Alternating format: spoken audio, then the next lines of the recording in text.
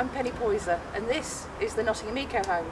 It's a Victorian house that we've completely eco-retrofitted.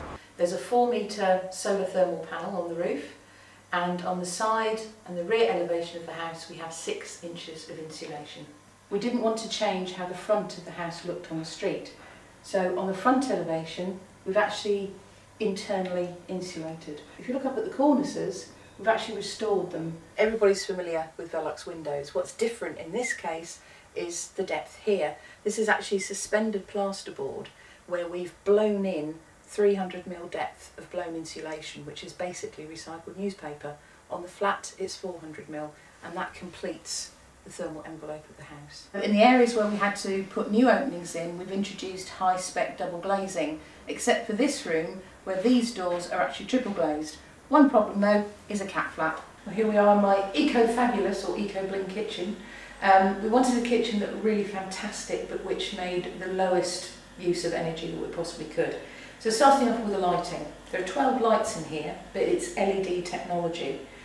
But when they're all on, it only takes a total of 36 watts. When it comes to appliances, our fridge and washing machine are A-rated and AAA rated.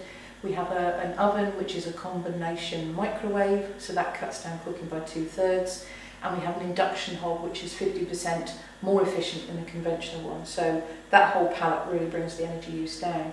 But it isn't just that.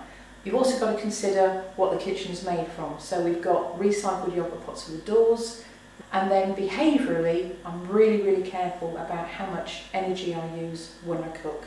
Now our downpipes look fairly normal, except that they're made of copper, but instead of just going into a soakaway, it actually is part of our rainwater harvesting system, which supplies us with water for our low flush loos, our washing machine and external tap. The other thing that's slightly different is that we have 3 heat exchange units. Now when you have a house that's prone to damp, which Victorian houses are, it's really important to keep the wet areas, so that's kitchens and bathrooms, as free from humidity as possible. So these very clever units literally take the heat out of the air and the moisture.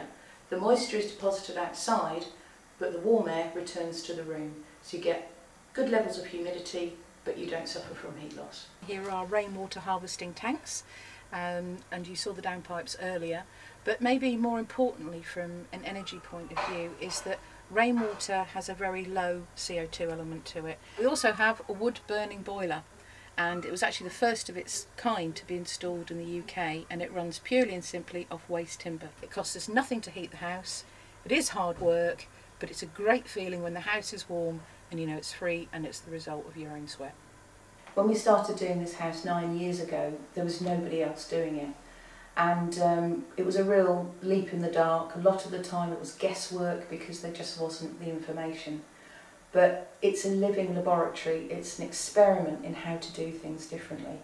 And if we were doing it all over again and people said, would you do it again? And absolutely, but we would do it better. This house is part of a group of exemplar houses brought together by the Sustainable Energy Academy. This project is part of the Old Home Super Home campaign to reduce carbon emissions from existing houses by 60%.